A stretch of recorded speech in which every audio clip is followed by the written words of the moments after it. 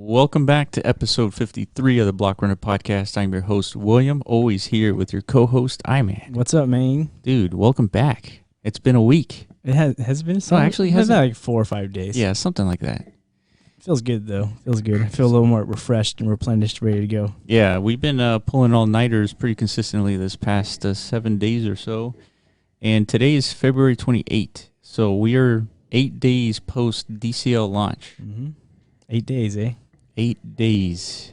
So that's significant to us in a few ways because, yeah, we got like a few things approaching. We got payouts and stuff approaching that we got to figure out. You know, by the time this goes out, they've probably already been paid out for our creators and our land hosts and stuff like that. For sure. And then we also, we asked our community whether we should host our first monthly tournament this month or extend it till the end of March, basically. Yeah. To make it like a true month-long tournament, but they want us to do it ASAP. So. Yeah. And I kind of get it, you know. Yeah, so we're dealing with a little bit of, what would you call that issue about the emails and contact? It's like a logistical issue. Yeah. I think we explained it like towards the end of the last podcast that we don't have any way to communicate with everybody who's played our games. Only the people who registered on our website can we actually like communicate with. Yeah. Yeah, so the issue is we got a bunch of ETH addresses, we have a bunch of tickets for all the players, and we can select a random 10 players per game. The issue is that even with the ETH address, we have no way to contact the winners and let them know that they're in the tournament. That's true. So we still have to figure that out, and it'll have to be up to the community to decide what to do. Yeah. Because, if we make a decision, it's like... like ideally when we first envisioned these monthly tournaments, like we want to create like events within Decentraland. And recently we've, like just today we saw one for the casino launch. Yeah. I forget what it was called. It has like a white look to it. Yeah. It's pretty cool. It's a really big ass casino. Decentral Games made it. Yeah. And they had a host party or launch party like earlier today. I don't know if there's any kind of footage we could show. I think are we doing that this podcast? Like bringing up footage of things, or should we just talk? Well, we can, but I mean. Okay. Well, anyway, imagine this. Imagine you're walking around in Decentraland, and it was actually like decently organized. Like everyone showed up in the same node, just about. Yeah. So there was like a good 40, 50 people just anticipating the launch. So. That's kind of what I have envisioned for these monthly tournaments. I want it to almost be like a spectacle, you know? Yeah. Like we're all going to agree to like meet on the same node, which actually has its own limitations because it's capped at 50, right? It's capped at 50. And so... For now, at least. Yeah, you're thinking like if we're going to have 10 of each game, that's 40 people already. So that means only 10 people are available to spectate, which is kind of like a buzzkill of what I have in mind, you know? Well, so I don't know. So the original intent was to have like a tournament, last man standing all at once. Mm-hmm. But from a logistical standpoint, it probably doesn't make sense. So instead, we might do like we select the 10 winners, and they have 24 hours to post the best score. Exactly, and kind of like we give them like a certain amount of attempts, maybe something like that. Maybe like 3 attempts. 3 to 5, maybe even 10. Who knows? But the point is, I see that's not a spectator event. It's not, yeah. You know, the participants can choose any time within that 24-hour time frame to like, hop on and try and, get that top score. Yeah. So unless you want to sit around for 24 hours and watch this, I don't think anybody would do that. Nah, yeah. But if we could collectively get everyone to try and like, play at the same time, and we have like a legit event going. I want like DJ there. I want, like pizza and cookies and stuff, little virtual food, like picnics and stuff. Like that'd be awesome. Yeah. So we're still figuring that out. We don't know kind of what's going to happen with that. We have to figure it out though, and we'll have to do it probably. Yeah, on the first. We're gonna draw like our first winners on the 1st of March, which is like in 2 days. Mm-hmm. So we're gonna.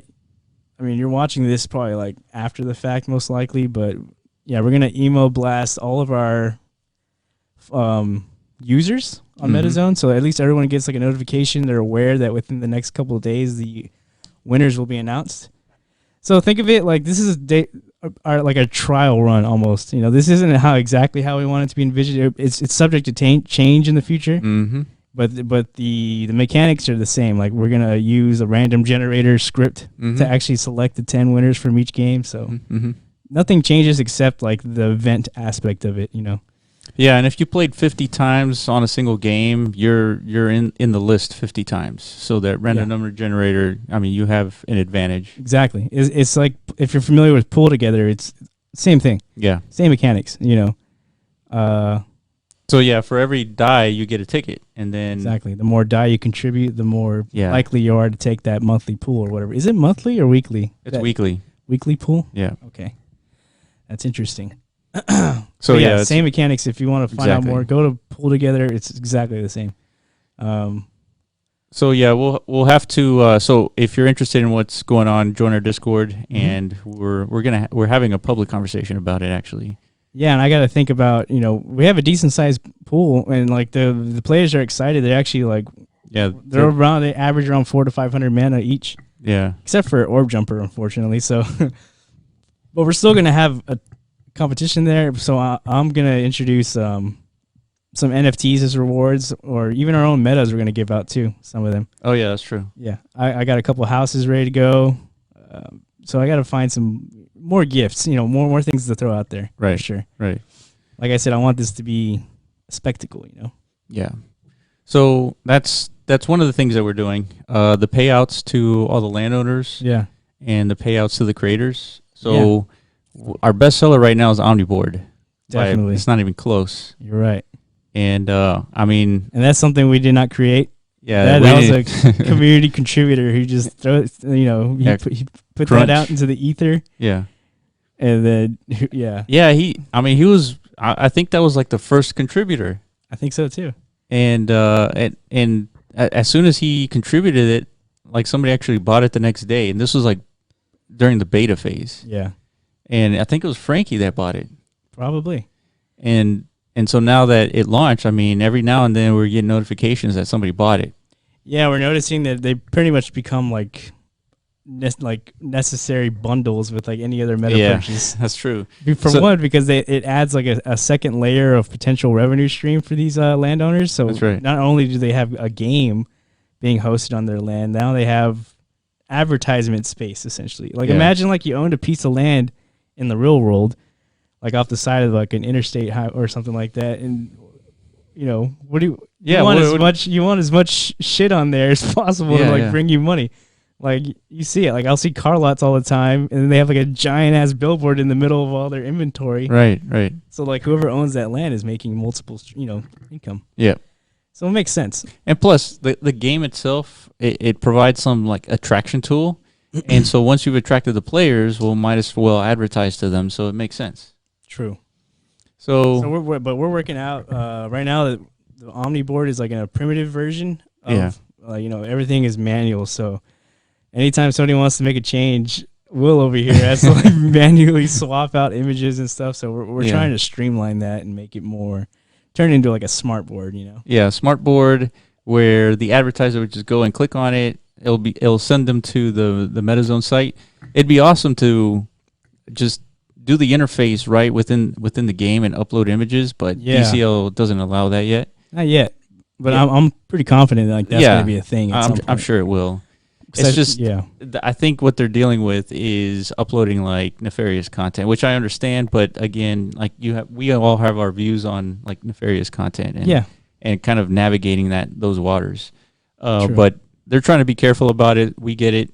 It's just for now you have to go to the MetaZone site to upload the images. Exactly.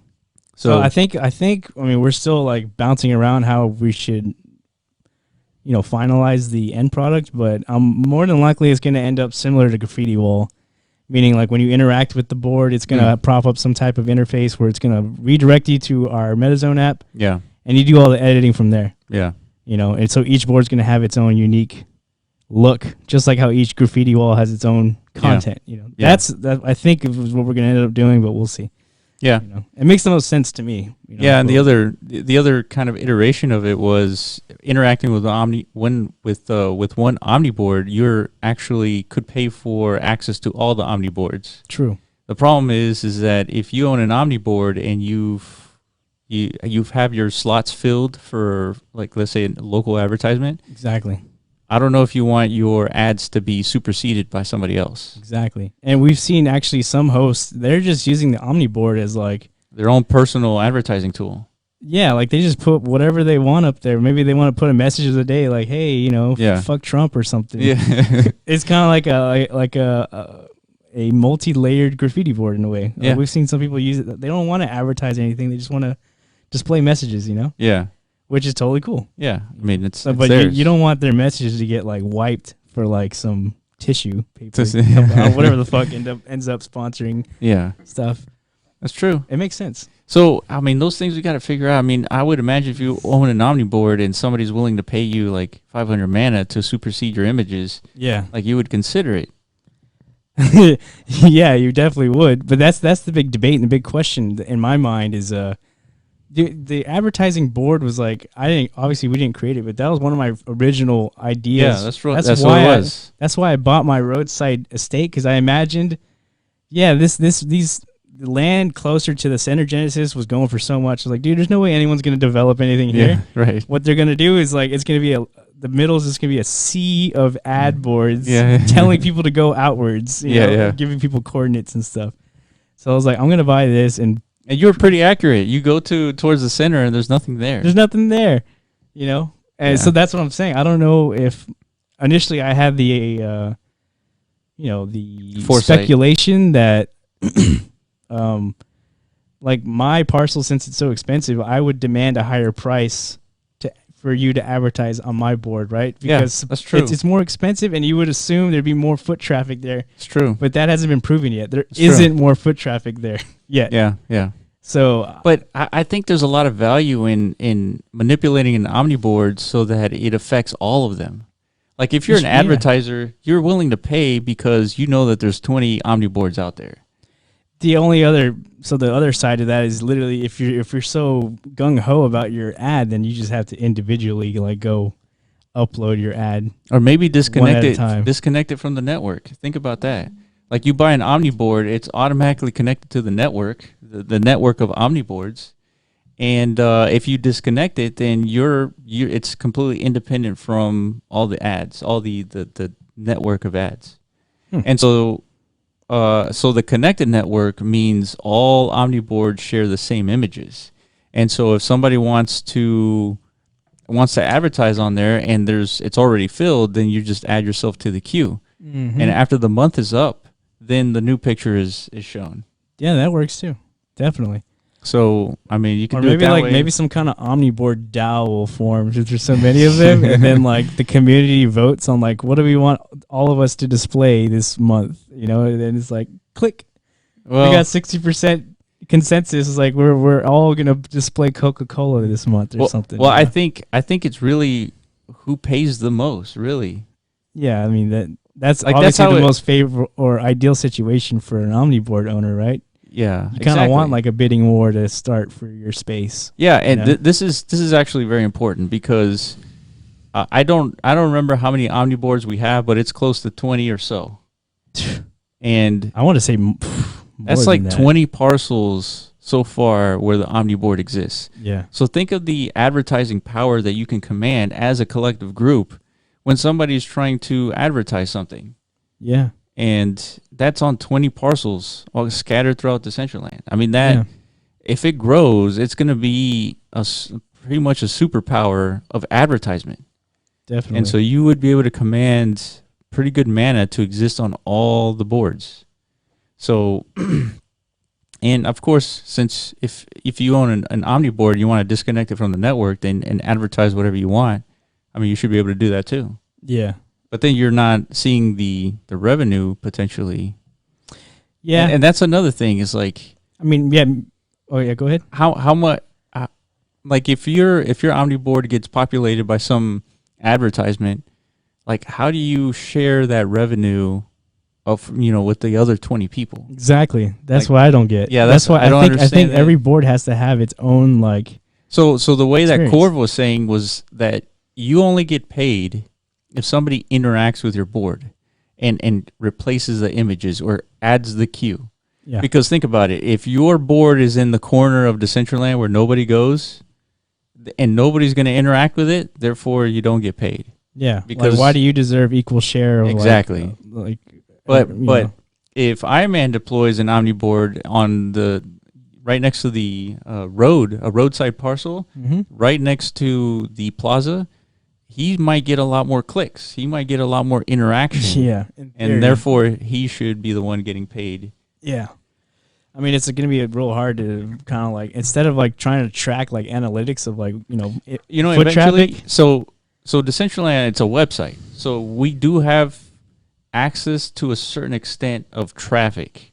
And we do kind of know when people walk by your parcel, I believe. And so we could do that in like a super intelligent version of Omniboard. Yeah. That if you actually see it, if the Omniboard actually is displayed on your screen, it counts as an impression, just like a general like ad. A website, right? Like a website, yeah. Yeah. And so if your Omniboard is shown on screen, that's an impression, and for let's say 100 impressions, you get part of that revenue. So eventually, that's that's like super smart version of Omniboard. Yeah. And that's that. So yeah, these things could definitely evolve over time for sure. Yeah. And you kind of brought that up. Like, I don't know if we ever talked about it on the podcast, but we're designing our NFTs now that's right. For our metas. And you see, like at the beginning of our design process, we were just thinking about maybe having like a GIF of each game in its current version, basically. Right. But you were like, hold on, man. There's like at some point these games might actually evolve and like look like something entirely different, like 10 years down the line. Right. So you're like, well, so the NFT can't just be like a today representation of that. That's right. It has to be symbolic. Exactly. Yeah. I don't know if you can go into a smart contract and edit smart contract. You can't. You can't. Yeah. See, so what we did instead, I mean, we'll show it eventually on the podcast, but just can kind of give you an idea. Like for the block runner, we just like, I don't know if we want to bring up an image as the Tesseract, Oh, yeah. So. Or maybe you can actually show it. Yeah. I have everything closed right now, but. Okay, give us a minute or so. Yeah. I would like everyone to see like what's in progress, especially if you own one of these games. Because our main focus at the moment is getting these NFTs out to our owners, our hosts. Yeah, so I'm going to the Discord and going to the hosts. Where is it? No, it's creators, right? I believe so. Okay, here we go.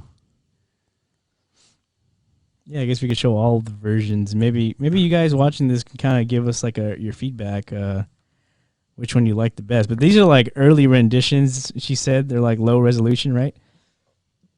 And when I say KJ Walker, shout out to KJ. Yes, she's like hooking us up with some awesome stuff.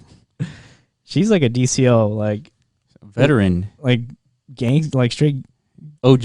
Hell yeah, dude! Yeah. Like, I didn't realize like she's got her hands in like so much shit. So many different projects. It's crazy. I don't know how she has enough time for all that. But so we definitely have the right person working on the job for sure. Okay, 1 second. We got NFTs. Here we go. Ooh. All right. So on the screen, you're looking at the. What do you call this? Like the prototype? Yeah, the prototype, like the first draft of what the NFT is going to look like. Yeah. So every NFT has a certain standard size image, and it can only be no bigger than 36 megabytes. And there's all these standards. And if you go to OpenSea, you'll see that all the NFTs have like a generic look to it. It's true. Right? The only thing that makes them sort of unique instantaneously to the eyes is the image itself. Yeah. And so sometimes it's just a static image, kind of like all the wearables for Decentraland. Or like a CryptoKitty, right? Or a CryptoKitty, that's a bunch of static images. Static? What do you mean by static? Like it doesn't. They don't do anything. They don't do anything. It's just a picture. Yeah. And then, but there's other NFTs that are GIFs. Yeah. They're dynamic. Yeah, KJ showed us a bunch of examples. I didn't even realize like how crazy they can get. Yeah. Like they're actually like animated characters, like it's basically like animated artwork like certain artists are creating. Right. So each one is unique in the sense there's only one of are you trying to find it? No, I'm just downloading the other version of it. Okay, cool.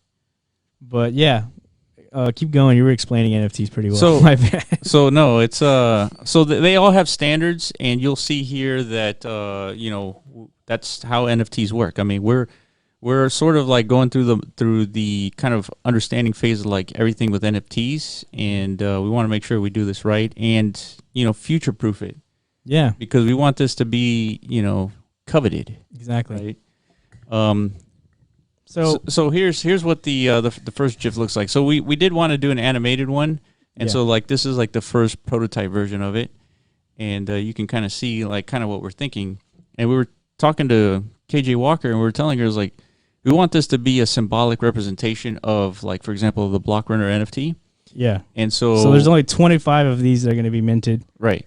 Because there's only 25 games. So if you own one of these NFTs, that's your ownership representation, essentially. Yeah, this token represents the ownership of that NFT. Of that Block Runner game, yeah. And, and we'll get to other aspects to this as well, but if you own this NFT and you have this NFT along with the NFT for your land in the same wallet, then you connect that information to MetaZone, and with this you can deploy the Block Runner game onto that specific land. So if in the event that you trade this NFT, you sell it on OpenSea, and some other person who has now this NFT with a new piece of land, they connect that to MetaZone, and all of a sudden he's got the Block Runner game on his land. Like on his land, or like in his inventory? Well, it will be in his inventory, but as soon as he connects it to MetaZone, he'll be able to deploy it. Yeah, like he still has to go through all he has to grant us permission first, like the same process that everyone has to do. Exactly. But like it's the ownership is swapping wallets. Yeah, but the key thing here is if you don't have this NFT, you cannot deploy it. Exactly. So that's the real value. That's the beauty of it, and that's what people wanted.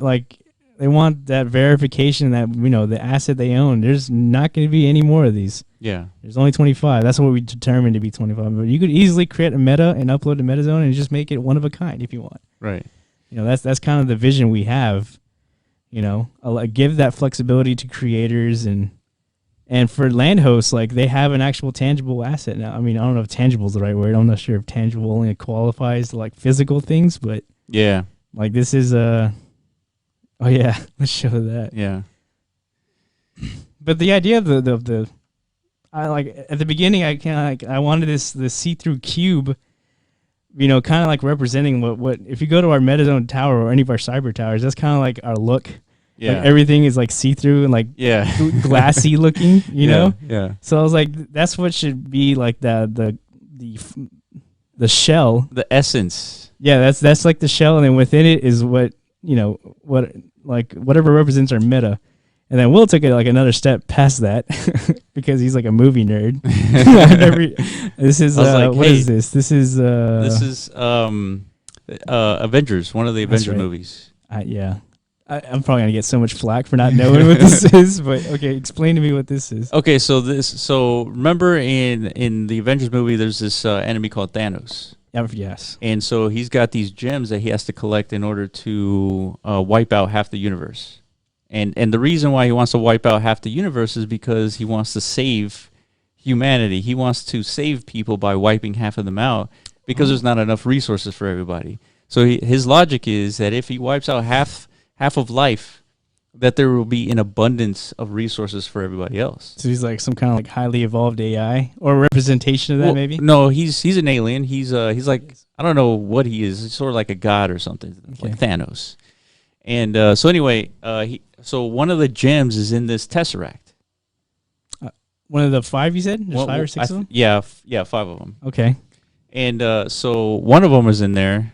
That doesn't look like a Tesseract to me, though. It just looks like a cube. Well, yeah, but it's like an energy cube. And it's called a Tesseract, but it's not really like the actual definition of a Tesseract. You're the one who just it's like a 4-dimensional cube. That's what a real Tesseract is. That's what a real Tesseract is. 4-dimensional. Now, so you probably can't even represent that. Like, you can, like, visually, but there's more to it than what you're seeing. That's right. And so this is what a 4-dimensional cube looks like.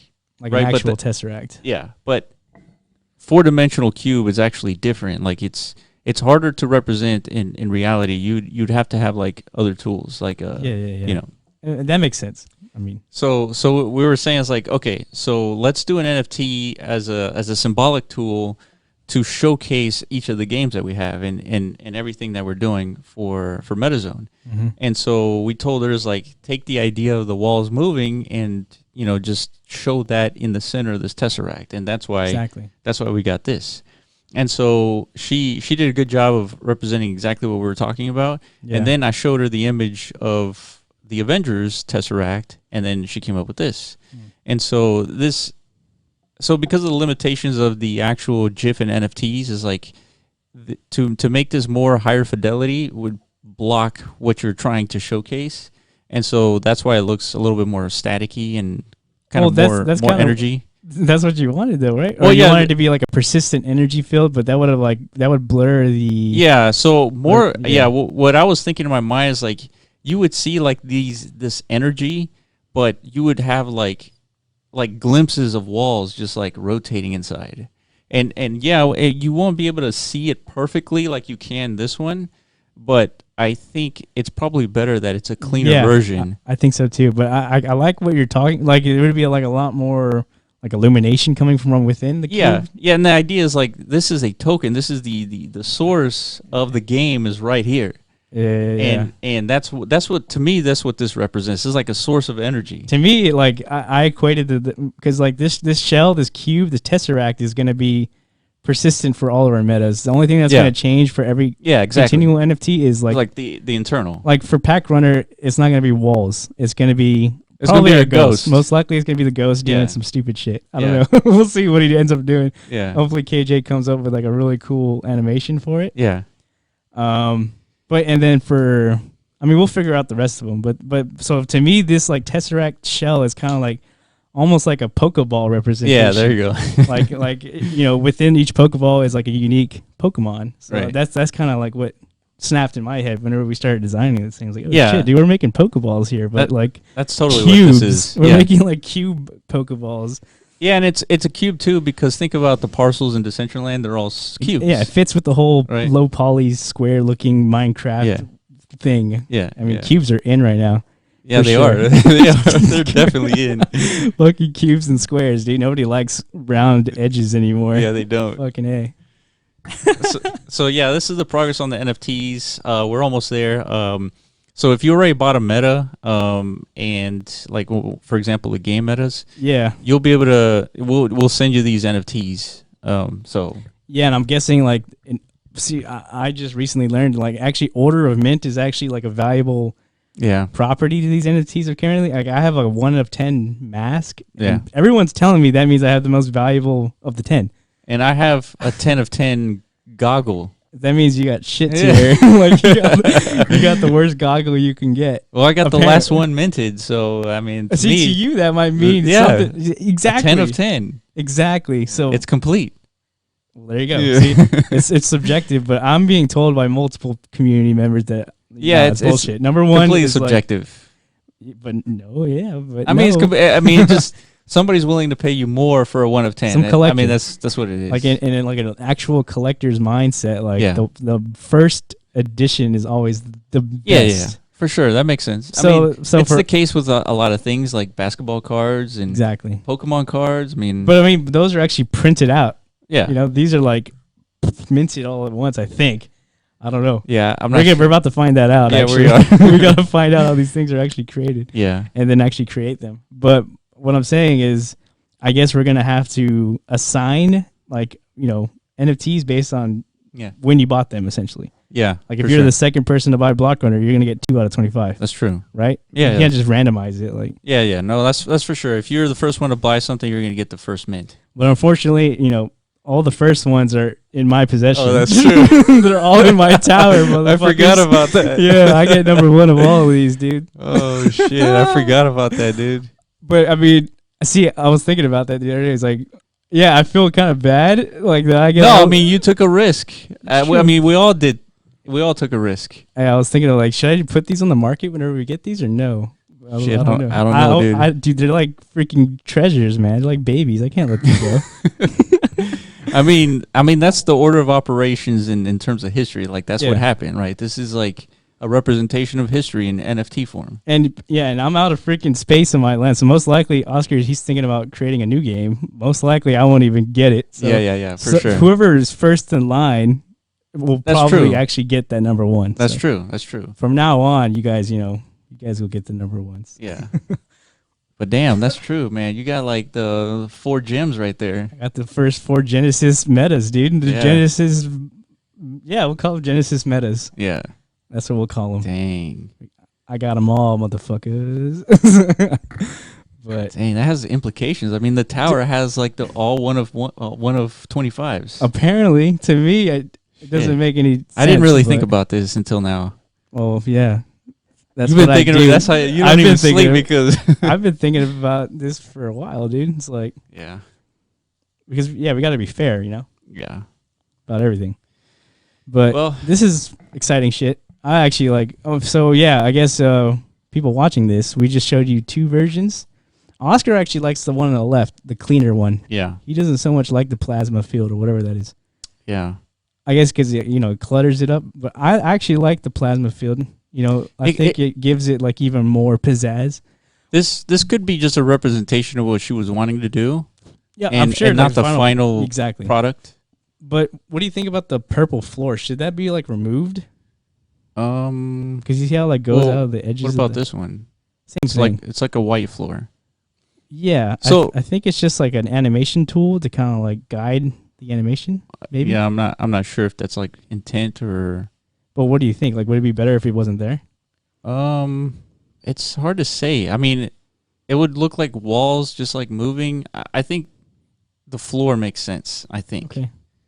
Interesting. Yeah, me personally, I would kind of like to do without the floors, but. And I'm assuming that the floor is actually going to turn with the cube. This is just like a rough draft. I don't know. Yeah. But yeah, so that's the progress on the NFTs. So I guess like how can we do this? Get like a tally. So clean versus energy. Yeah.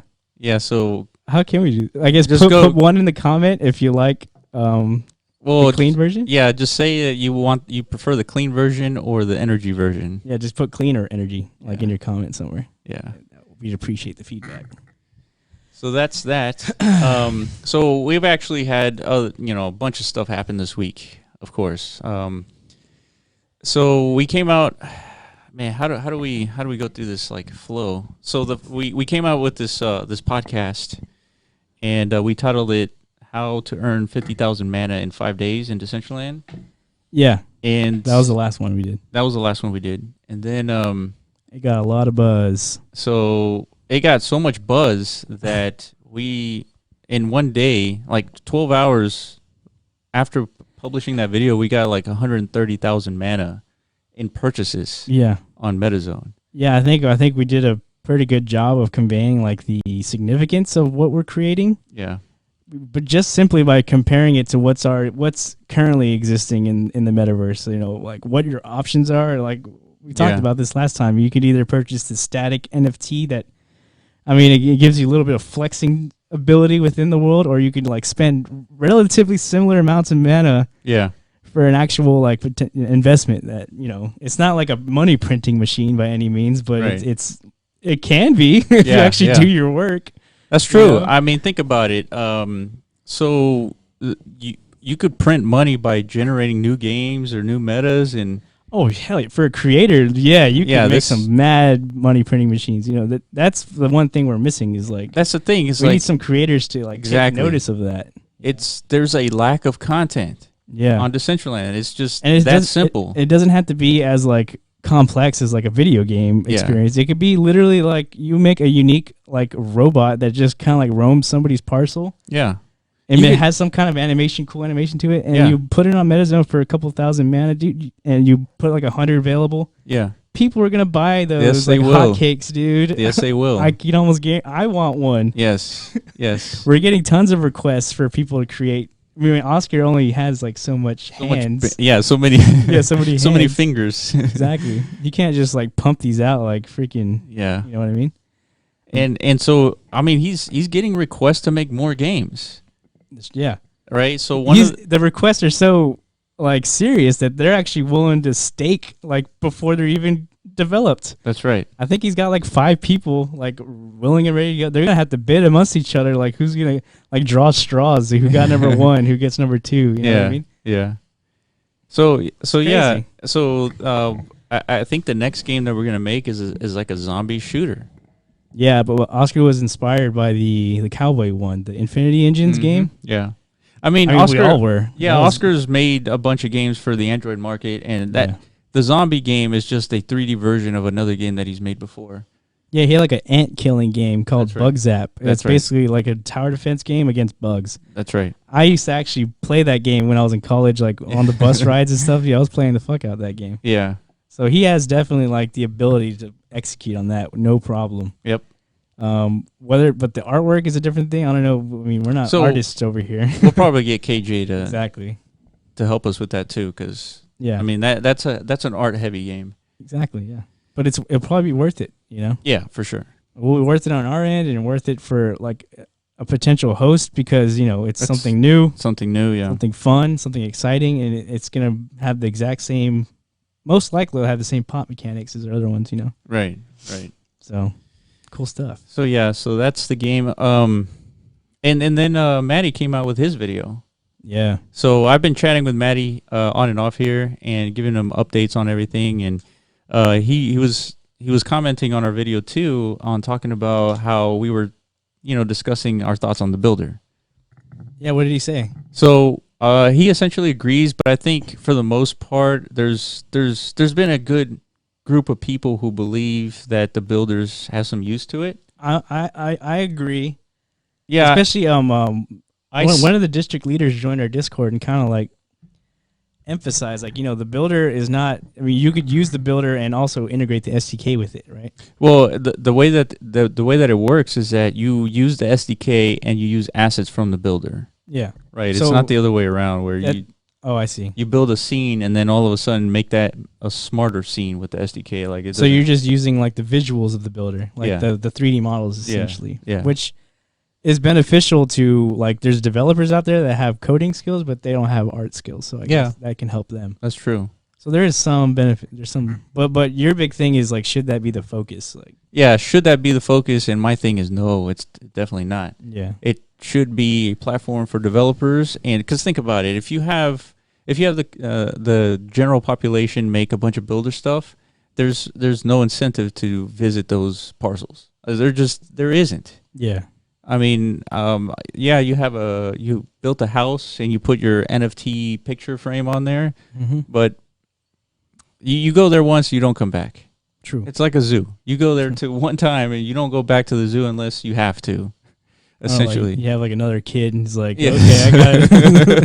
It's like kid number 2 is like zoo visit number 2. Right, exactly. Yeah, I get you. So what you want is like a freaking Disney World experience. Like, I want to go back every year because it's like freaking popping over there. Yeah, exactly. There's always like something new to do in Disney World. You know what I mean? That's what we got to aim for, like actual attraction. Yeah, and I would think that with the developer community, they would come up with new stuff to put up. I mean, like for example, look at Oscar. He came out with 4 games.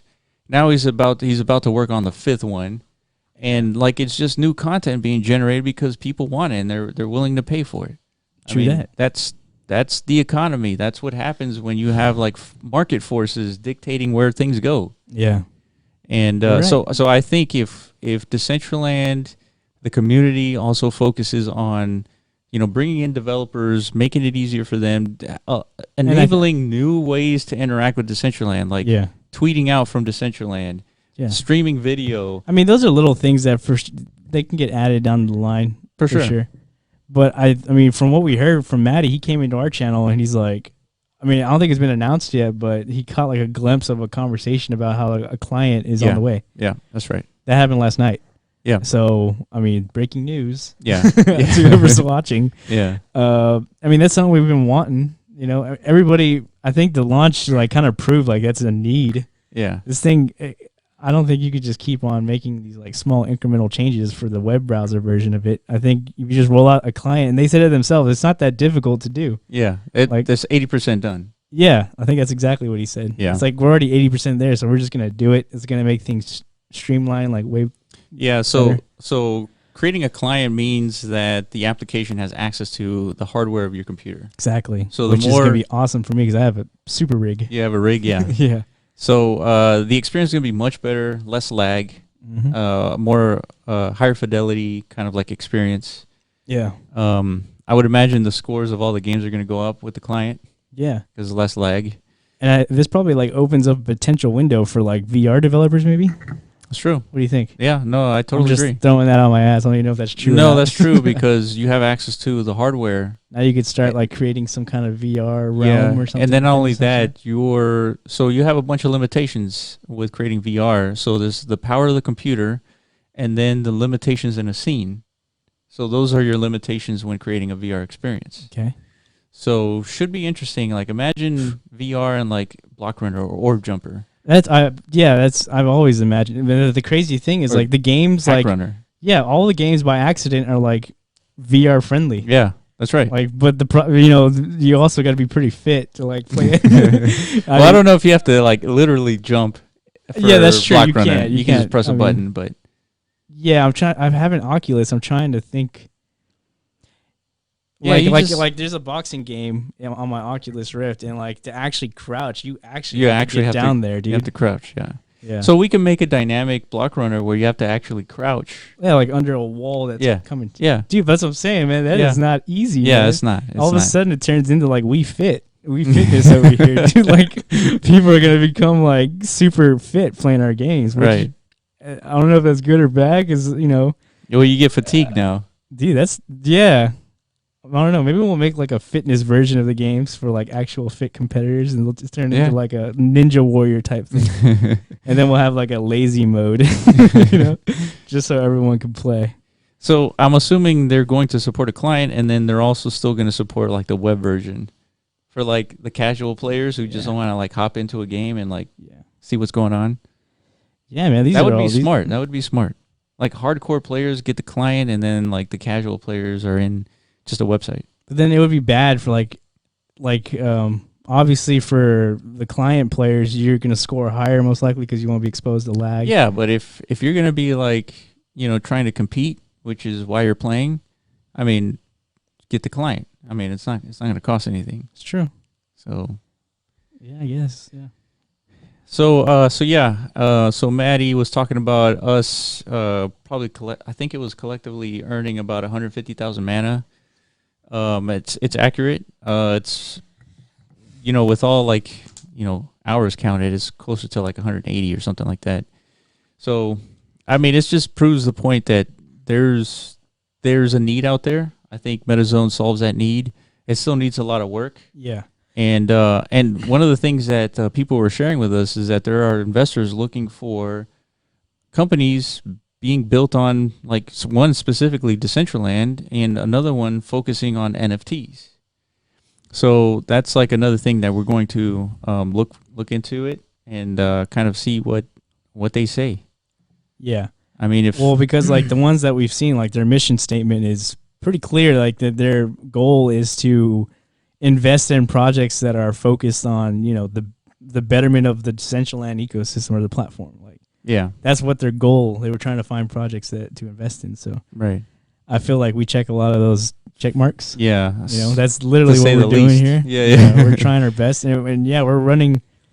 Luckily we've generated somehow we've generated some kind of like loyalty from our followers that like a lot of them are approaching us, and they're just like take me. You know what I mean? Like they're literally just like giving themselves up. Like they want to help in any way possible. Yeah. I think it's because like they're cognizant enough to understand like, if this platform succeeds, like it's going to have a huge benefit to Decentraland overall, because everyone wants to see this thing succeed because it's just badass. Yeah, for sure. Right now it's not so badass, but it can be. Yeah. Everyone has like dreams in their mind and their brain right now that everyone's not able to sleep because they're thinking of like what the future of Decentraland can be. Mm-hmm. Yeah. So that's why like we're fortunate. We've had some contributors, Lastraum in particular. That's right. He was like our first MetaZone subscriber, dude. That's true. The very first. I don't even know he found us. He must have like just watched one of our podcasts or something. I don't know. Yeah. But he found us early on. He's maintained like interest with us, and now he's actually like He's a part of the team. Part of the team, yeah. So Lastraum focuses on smart contracts, and so obviously in the blockchain, you know, one of the main things, well, in the blockchain industry, one of the main things that we want to accomplish is to make sure no one has to trust us. Yeah. Especially with payments and deployments and basically anything that we want to make sure that the community does not have to trust us. And that's the point of blockchain. That's the point of everything that we're doing with Decentraland. Yep. That's what Decentraland is doing. They're decentralizing everything. Agreed. And so part of that goal is to make everything into smart contracts. Yeah. At least the things that make sense. Yeah. And so he's helping us with that. He's helped us before on a lot of stuff with them at MetaZone as well. And so he's joined the team, and he's going to be helping us like kind of organize like all the work that we need to do as far as smart contracts go. Yeah. So so we've been pretty busy. But yeah, the reason I brought that up is because, you know, luckily enough, like he wants to contribute. Like traditionally, like if somebody's writing these smart contracts and stuff, you gotta like pay them for their work and time, right? That's right. And from my little bit of Google investigation, dude, that is not a cheap penny, dude. Like these fucking smart contract developers demand some ridiculous compensation. Yeah, man. I guess because there's like not that many of them that are like competent at what they're doing. Yeah, which makes sense. But yeah, we're so early. And so let's talk about one example of what this means. So we've so once Decentraland launched, we had a bunch of winners for the daily pots. Remember that? Yeah. And there was a huge delay in paying out the winners just because shit hit the fan. True. So once we got our shit together, we paid everybody out and we doubled the payment for those that were waiting. Yeah, because I felt bad. I was like, dude. Yeah, like, and it was Iron Man out of his own pocket who paid everybody, double what they want. Yeah, so if you're wondering why, like, you got your money from two separate addresses, that's what it was. One from our MetaZone address and one from my personal address. Yeah. And so with a smart contract, if you're a winner and you're a consistent winner, you would have on your MetaZone account basically an account that accrues mana for every win. And so if you want to receive that payout, then you go to your account and you click on the button that says payout. Exactly. And you would have to pay for the gas fee to receive that payment, or you can just wait till it gets to like 500 mana, or wait till you want to receive the funds. Yeah, you just keep stacking it up, dude. Who cares? You like if you don't want to cash out, you want to hodl it too, because right now mana's 5 cents. Yeah. I mean, let's be real, dude. At some point, like, this altcoin market's going to boom like it has in the past. And then the last time, like, you literally couldn't miss. Every alt, like, 10, 20, 30x, so it could potentially happen again to mana. Yeah, for sure. So it's not a bad idea to just, like, hodl your mana from this point on, And the beauty about these smart contracts is that we're not holding that mana. It's not in our wallet. It's on the smart contract. Yeah. And so if you own that ETH address that has been, making those wins, then you're the only one who can release the funds. Yeah. And so if any winner out there who wants to get their payment, they're going to have to create a MetaZone account and register their ETH address so they can unlock their funds. Yep. And so that takes a huge load off of our backs, because now it's completely automated, and those winners who want to receive the funds, they just go to MetaZone and that's it. So that's one of the main benefits for the smart contracts, from our perspective, but also from the player's perspective. Definitely. And the exact same method will go for all the creators in MetaZone and all the landowners in MetaZone. Mm-hmm. So all this is going to be governed by smart contracts, and thanks to Lastraum, that is an actual reality that's going to be happening. Yeah. Yeah, he explained all this to us on the phone conversation we had today. Yeah, and it's like, dude, we got to bring him on board, man. Yeah, it's a slam dunk. He's too fucking valuable of a human being, dude. And if and he wants to fucking contribute. Like, we're not like trying to convince him, like, bro, like, fuck everything else. Yeah, like, we're not come over here. Twisting his arm. Not at all, man. Yeah. And that's what I love so much. That means like we're striking some kind of nerve where people actually want. And then Anorak too, like he Oh yeah, for sure. He's the one who's like volunteered his soul basically to us. Yeah. But not really. He wants to get involved. Yeah. Yeah, figure out how to, and he's already done enough, like more than enough. Like I said, he's our model host. Yeah, he's out there grinding and hustling on social media and stuff like that. And I think at some point we're just gonna he's another valuable human being. We got to be like, hey man, just unleash Anorak. Yeah. And like run our monthly tournaments for us, dude. Like we'll figure something for you to do, man. Like for sure, we want involvement from our community as much as possible. Yeah, and part of that is teaching everybody that we have to work together to bring people to Decentraland. Like that's another thing I was going to talk about. Like you just said about how many metas we've sold.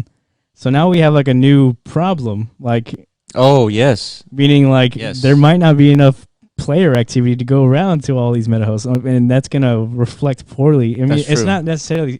It's not our fault. So that's yeah. So you bring up an excellent point. So simply buying these games and hoping people are going to play them, it's not going to work. Yeah, like I said, they're not money printing machines. Like actually like work involved. Yeah, there's for at least for now. I mean, if we were 10 years down the line and you could potentially buy a game 10 years from now and just post it up and all of a sudden you're making mana. It's true, yeah. Right. But just not today. Exactly. In the current climate, there's a grind. Yeah, there's certainly a grind. I mean, just specifically, just to talk about our own numbers, in the 7 days, we got 1,100 transactions. That's right. And then on the 8th day, we got like 16 transactions. So it's died significantly. Yeah, like we said, like I pretty much predicted, like once these chests are removed, like the tapering was going to happen. Yeah, like, the incentive was all of a sudden pulled out from a lot of people. Yeah. Like we still have our loyal players and stuff playing and stuff, trying to, get these monthly incentives and stuff. But that's pretty much what I mean. Like our focus is going to shift now to try and figure out ways to better improve our own like gaming ecosystem for all of our hosts. Yeah, for sure. We have ideas we're spinning around, and people are proposing. Anorak proposed a good one, like actually having like host tournaments or something like that. Yeah. So maybe, I think it was Anorak that mentioned it, that we would have hosts compete with each other, and the host that performs the best maybe wins like 1,000 mana or something where the host like kind of like stake 100 mana. Yeah, think of a host like a Pokemon trainer or something. Yeah. Or a Pokemon master. Like, how like in Pokemon there's like different houses of trainers? Yeah. So then like as a host you would select your best Pokemon master and like they'll all compete. And like, I see. Yeah. Whoever wins, like the host. So a player is like representing a house. Host. Well, I call them factions because I played WoW. Yeah. I want that to eventually be a reality. Like each land host like has like their own little mini community, and that's actually happening for someone like Anorak, because he's put in the time and the money. Dude, that's a good idea. I mean, imagine we have a host they have their own podcast and they have their own following. Yeah, they can do whatever the fuck they want. And then so to support that podcaster, we actually have that. We have a few hosts that have their own podcast. That's true. So, in order to support that podcaster, you just go play on his land, and you have potentially a chance to win a game, but you're also supporting the host. And you're trying to like poke at Chico Crypto. Yeah, you're trying to get him to buy one of our games, dude. He would be like the freaking master, grandmaster. Yeah, he would have so many people playing on his game. And dude, Chico, you got to get one of these games so we can like see. Yeah, people listening to this like. Spam the fuck out of him somehow. Yeah, man. Just tweet at him or something. It's a way for him to connect with his followers, other than like, at the end of all his videos, like, thanks for watching. Yeah. He can actually have his own land. And interact with these. And host tournaments and games and shit. And like I said, he'll be the fucking master. He'll have his own gang, his own clique within the world. Yeah, he's going to be ahead of everybody because he's got such a large following. So I think that's the direction we have to approach. I think so, too. Like that's a really good idea. That's a really good idea because that's how you support the guy directly. And then added later on that, the more you contribute, I guess, to that faction that land hosts land or his games, whatever, the higher reputation you get with it. So it's going to be up to the land host how they're going to reward that reputation. Yeah. I mean, in my mind, if we were doing that for MetaZone Tower, and like somebody like Durafire who's like grinding daily, I want to reward that guy with like reputation gains for all the games for all the investment he's putting into getting good at these games. Yeah, for sure. And then by doing that, I kind of like will be able to, if he gets to a certain level, let's call it revered, with the MetaZone Tower, my faction, I'll reward him by granting him access to like these unique NFTs or something like that we'll produce. Oh man, so you know what's happening now, right? We are gamifying. We're the community is creating their own like game within like Decentraland. Yes. Like we're creating our own competition. We're creating our own like what would happen in an otherwise populated universe. Like this would naturally occur. Like imagine we had a bunch of podcasters own these games, and we had like our respective communities supporting each of the podcasters. Like naturally, this is what happens in real life anyways. On YouTubers, they hate on each other, and you have different communities hating on each other. Yeah, little tribes, right? And so now these tribes are actually like playing games and competing with each other. Yeah, I could totally see it, man. I was like, dude, this makes way too much sense. It's just like you nailed it. It's like it's just humans being humans. Yeah, man. yeah, exactly. That's like exactly. Our brains are wired for this. That's why like these ideas are so obvious. Yeah. It's like, but we need to do something along these lines because, like I said, I don't want to say we have an abundance of hosts to kind of like discourage any future hosts from purchasing, but we do only in the current climate. Yeah, that's what I'm saying. So that's what I'm saying. Oh, I see what you're saying. So it's not that we have a bunch of hosts. I think we have enough people hosting our games compared to the people coming back to Decentraland. Yeah, 100%. Yeah. So I worry for them because they've invested. They've taken that leap of faith with us. Like Yeah. They're part of the clique. Yeah. And I want everyone to be successful and happy with their purchase. Yeah.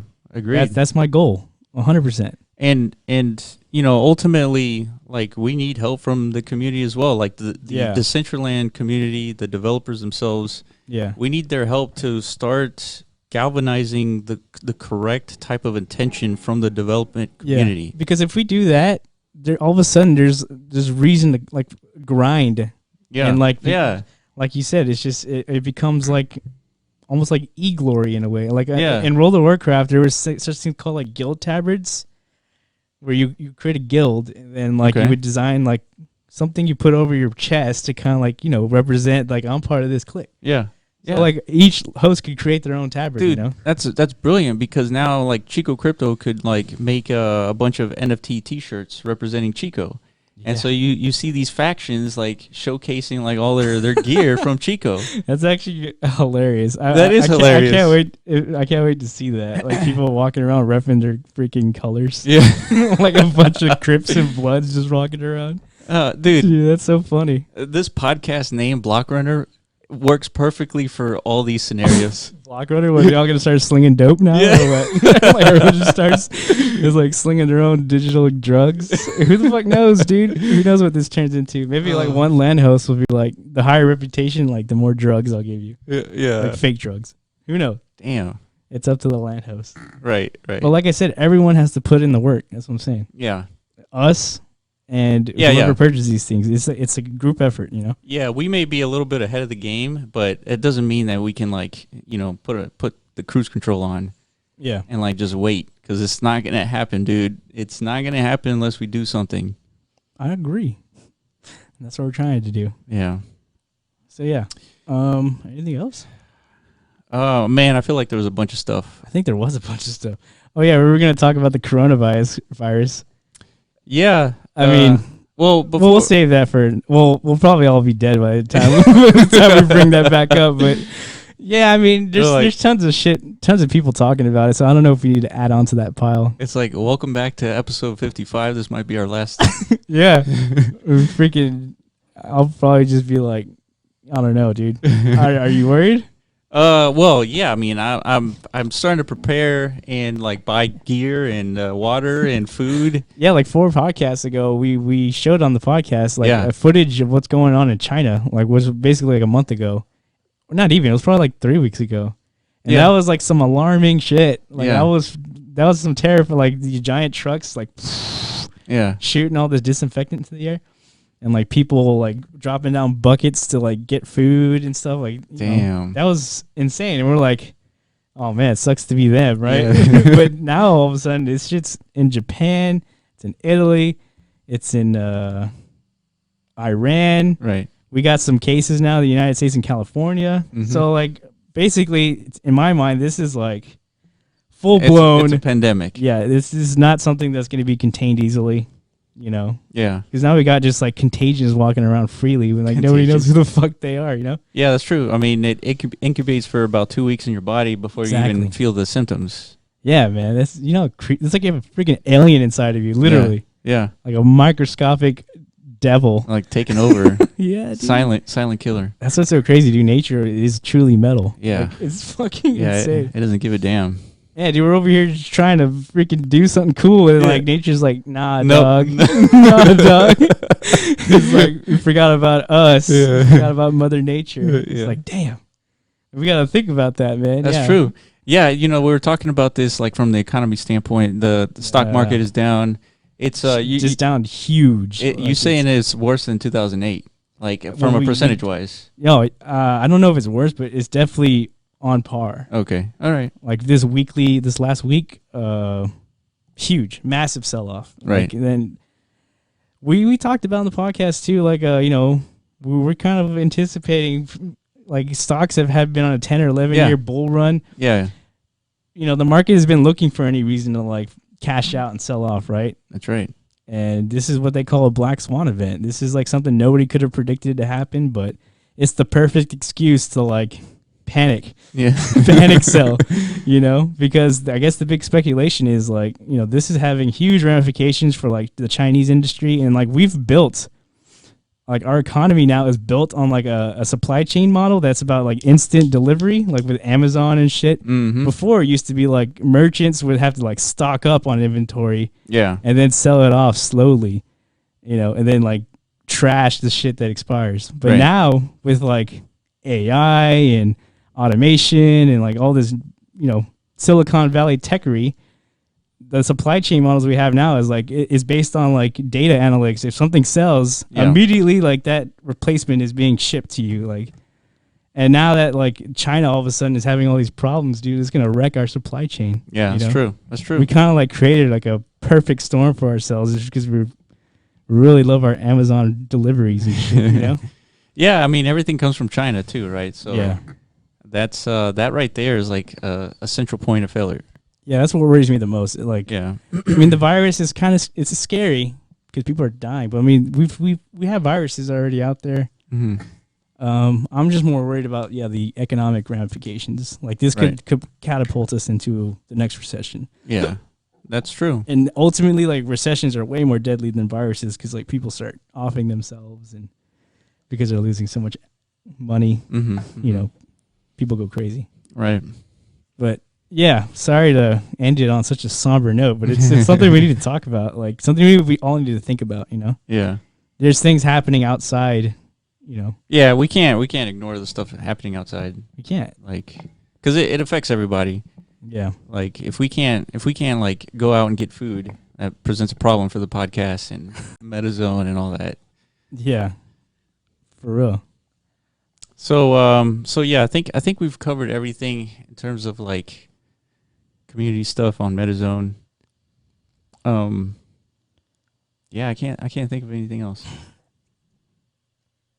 So what are the short-term action items for us now? Yeah, we're get the payouts out. Like we're doing it the stupid way because we haven't smartified the process yet. Yeah. So we gotta manually figure this shit out. We're aiming for the 1st, which is giving us a couple days to get this right. And also on the 1st is going to be the drawing for the first monthly winners. Yeah. We're gonna announce that. We're gonna put that all over Twitter. And we'll see how we're gonna actually contact all these people. We're gonna try our best, I guess. Yeah, because and then at some point in the future, we're gonna have to create our own method of collecting people's email essentially, so we can contact people better. Yeah. But right now, we're not there yet, so we gotta just use the tools that are available to us and figure it out. Yeah. Yeah. But if you played a game and you haven't registered on MetaZone yet, please do so. Mm-hmm. God damn it, this is probably gonna go off after the fact though. Oh no, I mean we'll try to get this out pretty soon. I mean, okay, it's not a whole lot of editing, so okay, cool. I think we're good. All right. So so main goal is to get the NFTs out, get them like situated, get those NFTs to all the landowners. That's you. Yeah, I mean that's all I could think of. Right now. Another thing is like DCL contacted us. Oh, that's right. Yeah. So we're gonna be talking to one of the guys from DCL, marketing guys. Fede. And we got a lot to talk to DCL about. I think it's mainly like a bunch of requests. A bunch of like trying to figure out what their goal is, what their plan is. Figure out their vision, right? Yeah, I mean, because I think we're seeing different. We might be like seeing different things than what they see. Maybe, but I mean, they have a lot of different things to focus on. As an organization or whatever they are. We definitely need to talk about like the whole decentralized aspect of it, the DAO and stuff. We never really got into the DAO. Yeah, we need to actually like dig deeper into what the meaning of all this is, like this DAO. Yeah, Yeah. And what does it mean for the Decentraland organization? Like, what does it mean? They become part of the community. Yeah, like they've launched the DAO, right? And then they're saying they're going to launch a client. Like, was there a vote for this? Yeah, it's a good point. That's what I'm saying. It's a good point. They're still still making centralized decisions.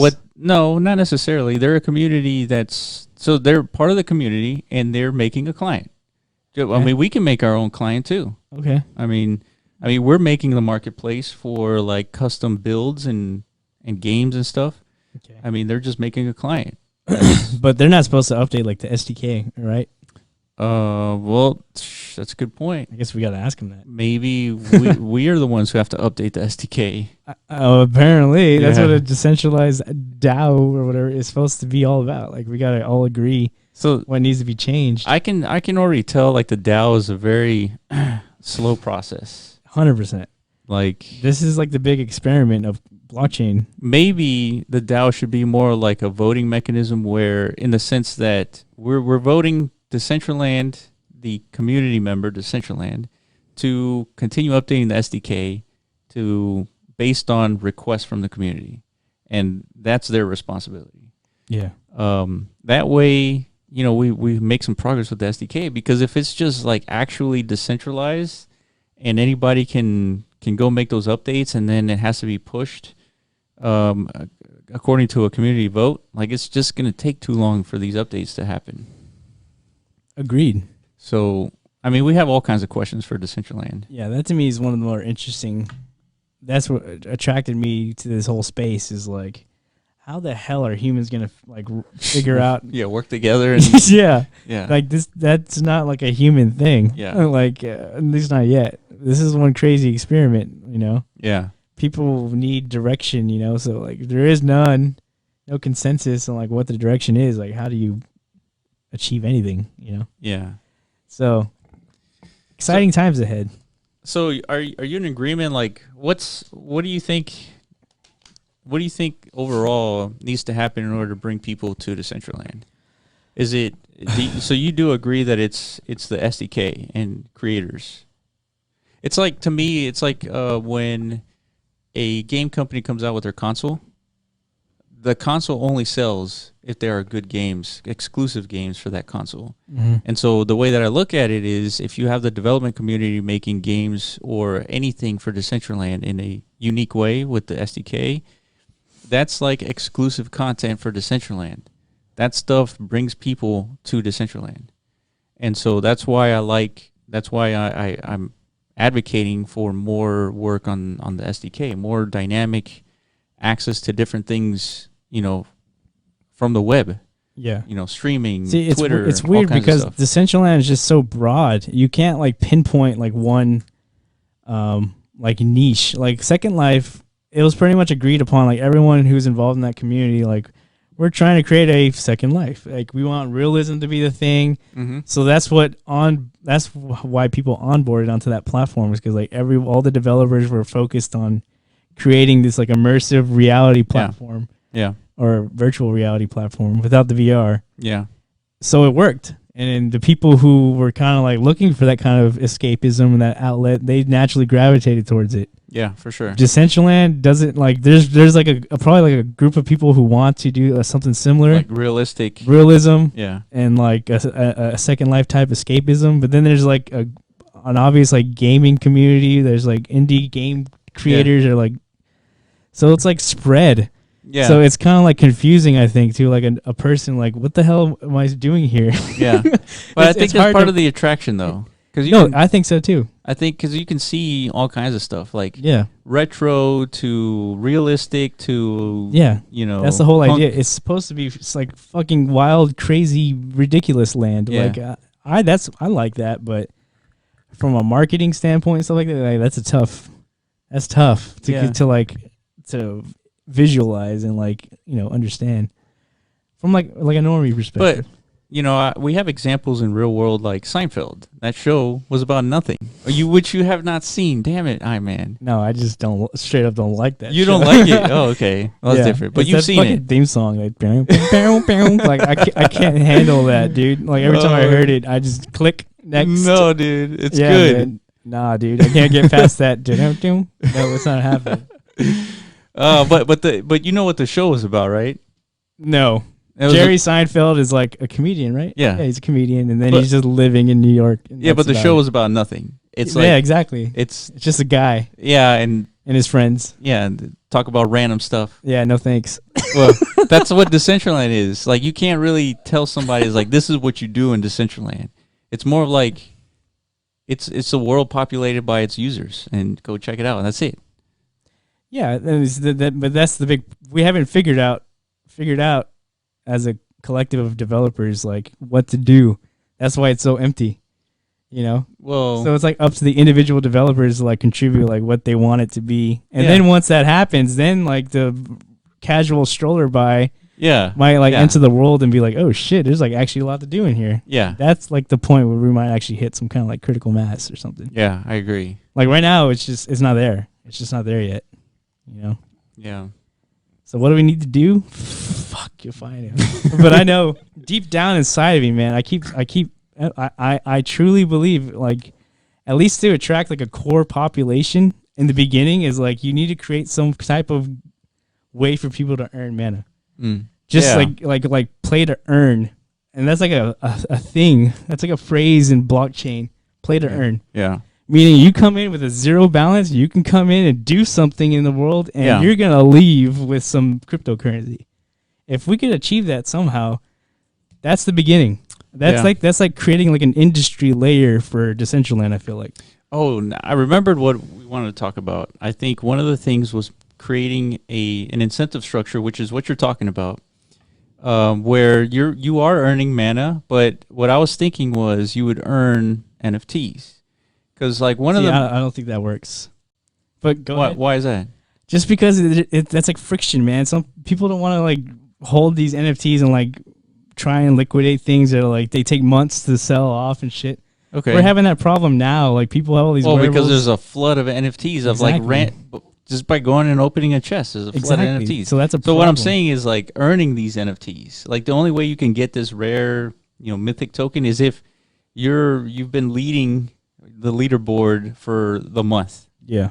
Right. That's the only way you get it. Yeah. It's one of 10, but only one exists because you're the first monthly leader. Yeah, that's cool as fuck. I like that. Yeah, because now that is worth something. Yeah. That's the only way you get it. Yeah. I mean, right now it's just like a token of like, I'm the shit, but maybe at some point you could put that on your wearables or something. Right. So what I was thinking was like perhaps Decentraland can create an API for access to the NFTs that they're generating so that developers can take those APIs and create a challenge. People, you know how Decentraland sort of built a 48 chests, 48 challenges? Mm-hmm. And I would take that functionality of the 48 chests and give the community that functionality. Like and have them decide, how difficult it is. Because think about it. If a developer makes it really easy to get that NFT, okay, they got the NFT, the players get the NFT, it was easy. But you put that NFT in the market, nobody wants it because everybody can earn it easy. Yeah. But you get a developer like, for example, Corv, that incorporates these earned NFTs, and if you're the monthly leader or you win the monthly pot, you get one of these rare NFTs. And that you put that on the market and see how much that goes for. Yeah. And so that's at least one of the ways where we can sustain some interest throughout every single month in Decentraland. That's one of the ways. And basically, yeah, we just need to build out like a better economy. An incentive structure. Yeah. That's part of it for sure. And then just overall, like, just good shit. I know. Yeah, and eventually, like, we're gonna have the community developing these NFT wearables as far as that goes. Yeah, I think we're just the more we get into, like, we're just early, dude. Yeah, I think so too. I think like these things will just like sort themselves out over time. Like we've never been this early to anything before. So like we see all the things that are missing, but we don't realize like, that they're coming regardless. Yeah. It's just we got to be patient, Yeah. It's like but you know what? If you don't say anything, nothing happens, right? So yeah, I agree. Well, hopefully, but that's the thing. People have to pick up these torches, and like run with them. Yeah. That's the big thing. That's right. But then they have to most people won't do that unless there's incentives, Right. They're gonna, that's just human nature. So that was the last thing. So shout out to Maddie at DCLblogger.com. Shout out to Maddie. Rio. Lastraum. DCLplazas.com. Lastraum. KJ Walker. Anorak. Everybody. Derify RS Studios. Apparently he's like a really smart guy. He's like a Solidity developer. Right. And stuff like that. So shit, who knows? Maybe he'll be on the team someday. Yeah, right. I'm sure he's got his own crazy shit he's working on. Yeah. He showed us some kind of metal wallet or something like that. I don't know. A metal wallet, like for his keys, I guess. For his keys. Yeah. There's a couple of those. Did he make it, or he was just like he bought it, or what? I'm not sure, but he just posted some pictures of it, and I was like, okay, this guy's serious. Like this guy's like real serious about his security. Yeah. No, you should be. Yeah, you should be, but I don't know. Yeah. So I think that's it for today. We want to thank everybody for kind of playing our games and joining our community and all that. Definitely. Our Discord is on fire pretty much 24/7. Yeah. And I don't know if you've noticed that sometimes we're there like all night. Yeah, we're trying our best too. Like before, we used to reply to we still reply to probably like 95% of everything. But every now and then something can slip through the cracks just because there's like so much coming in. Yeah. So yeah, please join the Discord and ask us any questions. I mean, we try to reply to everything, like Ivan was saying. So yeah, but so we'll leave it there, and thank you for joining. Make sure you leave a like and subscribe to our YouTube channel.